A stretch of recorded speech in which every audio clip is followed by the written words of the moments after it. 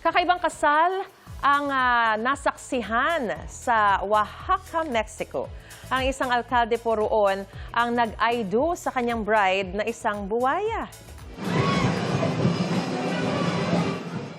Isinayaw at hinalikan ng groom ang bride niyang buwaya matapos ang seremonya. Kasama ng groom na nakisaya ang iba pang residente. Ang kasal na yan ay bahagi ng isang ritual. Paniwala kasi ng mga lokal doon, ang buwaya ay isang deity o Diyos na kumakatawan sa inang kalikasan. Sa pamamagitan ng ritual marriage, inaasahan nilang makakamit nila ang kasaganahan at magandang ani. Buwis buhay naman ang isang marriage proposal sa New York sa Amerika. Nangyari po yan sa platform ng Empire State Building, Antenna Spire, na may taas na aabot sa halos 1,500 feet. Makikita ang lalaki na lumuhod para mag-propose hanggang sa nagyakapan ang dalawa.